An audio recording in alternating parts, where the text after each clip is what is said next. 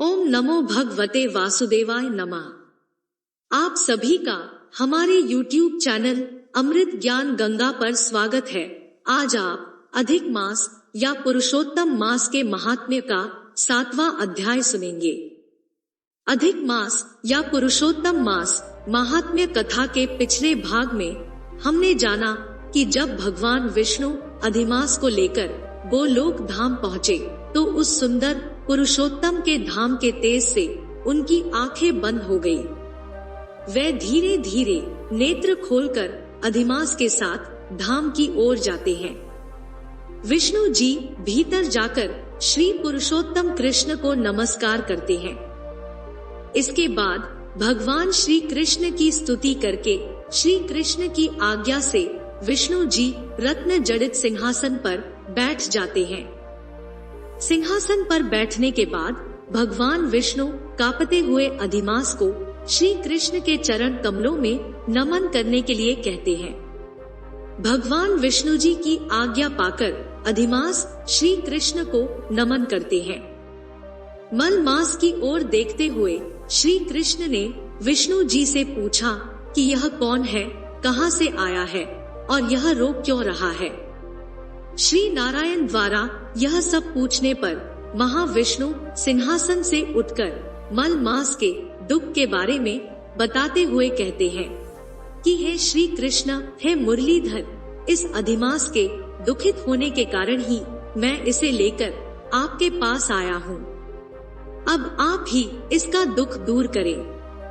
अन्य मास और वनस्पति आदि इसे स्वामी रहित, मलिन, सूर्य की संक्रांति से रहित और शुभ कर्म में वर्जित आदि कहकर इसका अपमान करते हैं, जिसके कारण यह मल मास मरने की इच्छा करने लगा और उसके बाद दयालु व्यक्तियों द्वारा समझाने पर यह रोते रोते हमारे पास आया और इसने अपना सब दुख हमें बताया। इसका दुख इतना बड़ा है जिसे केवल आप ही दूर कर सकते हैं, इसलिए मैं इसे आपकी शरण में लेकर आया हूँ। इस प्रकार अधिमास का दुख भगवान कृष्ण से कहकर श्री हरि विष्णु श्री कृष्ण के मुख की ओर देखते हुए कृष्ण के पास ही हाथ जोड़कर खड़े हो गए। जब इतनी कथा कहकर सूत जी चुप हो गए तो ऋषि लोग बोले, हे सूत जी, आप हमें यह बताएं कि जब गोलोकवासी भगवान कृष्ण ने हरि विष्णु के मुख से मल मास के दुख के बारे में यह सब सुना तो उन्होंने क्या कहा। पिछले भाग में हमने यहाँ तक विस्तार से जाना। आज के इस भाग में हम इससे आगे की कथा जानेंगे। पुरुषोत्तम मास महात्म्य के अन्य अध्यायों को विस्तार से सुनने के लिए आप इस वीडियो के डिस्क्रिप्शन में दिए गए लिंक पर क्लिक कर सकते हैं। तो चलिए शुरू करते हैं आज की प्रस्तुति। पुरुषोत्तम मास महात्म्य कथा अध्याय 7। सूत जी बोले, हे तपोधन, आप लोगों ने जो प्रश्न किया है वही प्रश्न नारद ने नारायण से किया था। सो नारायण ने जो उत्तर दिया वही मैं आप लोगों से कहता हूँ। नारद जी बोले, विष्णु ने अधिमास का अपार दुख निवेदन करके जब मौन धारण किया तब हे बद्रीपते पुरुषोत्तम ने क्या किया, सो इस समय आप हमसे कहिए। श्री नारायण बोले, हे वत्स, गोलोकनाथ श्री कृष्ण ने विष्णु के प्रति जो कहा वह अत्यंत गुप्त है, परंतु भक्त, आस्तिक, सेवक, दम रहित, अधिकारी पुरुष को कहना चाहिए। इसलिए मैं सब कहता हूँ, सुनो। यह आख्यान सत्कीर्ति, पुण्य, यश, सुपुत्र का दाता, राजा को वश में करने वाला है और दरिद्रता को नाश करने वाला एवं बड़े पुण्यों से सुनने को मिलता है। जिस प्रकार इसको सुने उसी प्रकार अनन्य भक्ति से सुने हुए कर्मों को करना भी चाहिए। श्री पुरुषोत्तम बोले, हे विष्णु, आपने बड़ा अच्छा किया जो मल मास को लेकर यहाँ आए। इससे आप लोक में कीर्ति पावेंगे। आपने जिसका उद्धार स्वीकार किया उसको हमने ही स्वीकार किया, ऐसा समझें। इसलिए इसको हम अपने समान सर्वोपरि करेंगे। गुणों से, कीर्ति के अनुभव से, षडैश्वर्य से, पराक्रम से, भक्तों को वर देने से और भी जो मेरे गुण हैं, उनसे मैं पुरुषोत्तम जैसे लोक में प्रसिद्ध हूँ। वैसे ही यह मल मास भी लोकों में पुरुषोत्तम करके प्रसिद्ध होगा। मेरे में जितने गुण हैं, वे सब आज से मैंने इसे दे दिए। पुरुषोत्तम जो मेरा नाम लोक तथा वेद में प्रसिद्ध है, वह भी आपकी प्रसन्नता का अर्थ आज मैंने इसे दे दिया। हे मधुसूदन, आज से मैं इस अधिमास का स्वामी भी हुआ। इसके पुरुषोत्तम इस नाम से सब जगत पवित्र होगा। मेरी समानता पाकर यह अधिमास सब मासों का राजा होगा। यह अधिमास जगत पूज्य एवं जगत से वंदना करवाने के योग्य होगा। इसकी पूजा और व्रत जो करेंगे, उनके दुख और दारिद्र्य का नाश होगा। चैत्रादि सब मास सकाम है, इसको हमने निष्काम किया है। इसको हमने अपने समान समस्त प्राणियों को मोक्ष देने वाला बनाया है। जो प्राणी सकाम अथवा निष्काम होकर अधिमास का पूजन करेगा, वह अपने सब कर्मों को भस्म कर निश्चय मुझको प्राप्त होगा। जिस परम पद प्राप्ति के लिए बड़े भाग्य वाले यति ब्रह्मचारी लोग तप करते हैं और महात्मा लोग निराहार व्रत करते हैं एवं दृढ़ व्रत लोग फल पत्ता वायु भक्षण कर रहते हैं और काम क्रोध रहित जितेंद्रिय रहते हैं, वे और वर्षा काल में मैदान में रहने वाले, जाड़े में शीत, गर्मी में धूप सहन करने वाले मेरे पद के लिए यत्न करते रहते हैं। हे गरुड़ ध्वज, तब भी वे मेरे अव्यय परम पद को नहीं प्राप्त होते हैं, परंतु पुरुषोत्तम के भक्त एक मास के ही व्रत से बिना परिश्रम जरा मृत्यु रहित उस परम पद को पालेंगे। यह अधिमास व्रत संपूर्ण साधनों में श्रेष्ठ साधन है और समस्त कामनाओं के फल की सिद्धि को देने वाला है। अतः इस पुरुषोत्तम मास का व्रत सबको करना चाहिए। हल से खेत में बोए हुए बीज जैसे करोड़ों गुना बढ़ते हैं, तैसे मेरे पुरुषोत्तम मास में किया हुआ पुण्य करोड़ों गुना अधिक होता है। कोई चातुर्मास्यादि यज्ञ करने से स्वर्ग में जाते हैं, वह भी भोगों को भोग कर पृथ्वी पर आते हैं।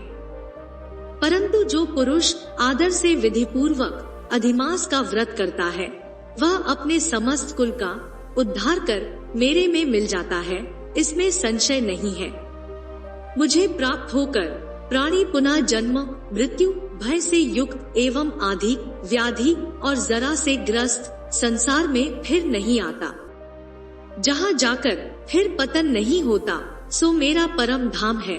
ऐसा जो वेदों का वचन है, वह सत्य है, असत्य कैसे हो सकता है। यह अधिमास और इसका स्वामी मैं ही हूँ और मैंने ही इसे बनाया है। और पुरुषोत्तम यह जो मेरा नाम है, सो भी मैंने इसे दे दिया है।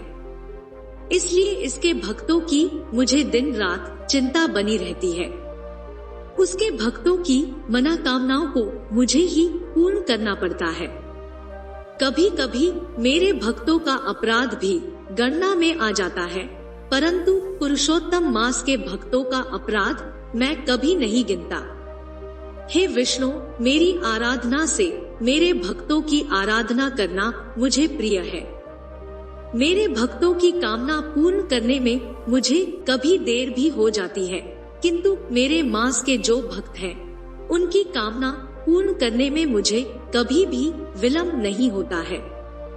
मेरे मास के जो भक्त हैं, वे मेरे अत्यंत प्रिय हैं। जो मनुष्य इस अधिमास में जप दान नहीं करते, वे महामूर्ख हैं। और जो पुण्य कर्म रहित प्राणी स्नान भी नहीं करते एवं देवता तीर्थ द्विजों से द्वेष करते हैं, वे दुष्ट अभागी और दूसरे के भाग्य से जीवन चलने वाले होते हैं। जिस प्रकार खरगोश के सींग कदापि नहीं होते, वैसे ही अधिमास में स्नानादि न करने वालों को स्वप्न में भी सुख प्राप्त नहीं होता है। जो मूर्ख मेरे प्रिय मलमास का निरादर करते हैं और मलमास में धर्माचरण नहीं करते, वे सर्वदा नरकगामी होते हैं। प्रति तीसरे वर्ष पुरुषोत्तम मास प्राप्त होने पर जो प्राणी धर्म नहीं करते वे कुंभी पाक नरक में गिरते हैं और इस लोक में दुख रूप अग्नि में बैठे स्त्री पुत्र पौत्र आदिकों से उत्पन्न बड़े भारी दुखों को भोगते हैं। जिन प्राणियों को यह मेरा पुण्यतम पुरुषोत्तम मास अज्ञान से व्यतीत हो जाए वे प्राणी कैसे सुखों को भोग सकते हैं।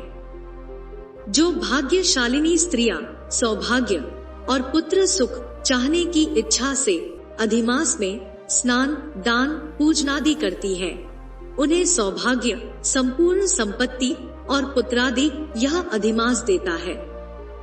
जिनका यह मेरे नाम वाला पुरुषोत्तम मास दानादि से रहित बीत जाता है उनके अनुकूल मैं नहीं रहता और न उन्हें पति सुख प्राप्त होता है। भाई पुत्र धनों का सुख तो उसे स्वप्न में भी दुर्लभ है। इसलिए विशेष करके सब प्राणियों को अधिमास में स्नान पूजा जप आदि और विशेष करके शक्ति के अनुसार दान अवश्य करना चाहिए। जो मनुष्य इस पुरुषोत्तम मास में भक्ति पूर्वक मेरा पूजन करते हैं वे धन पुत्र और अनेक सुखों को भोगकर पुनः गोलोक के वासी होते हैं। मेरी आज्ञा से सब जन मेरे अधिमास का पूजन करेंगे। मैंने सब मासों से उत्तम मास इसे बनाया है।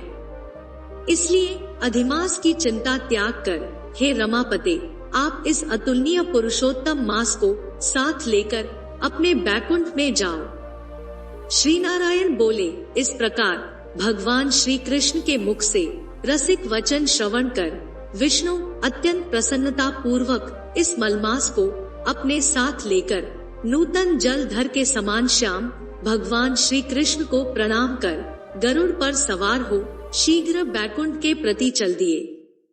प्रिय भक्त जनों, पुरुषोत्तम मास की कथा का ये अध्याय यही समाप्त होता है। इससे आगे की कथा हम अगले भाग में प्रस्तुत करेंगे। आपको हमारी यह प्रस्तुति कैसी लगी कमेंट करके जरूर बताएं।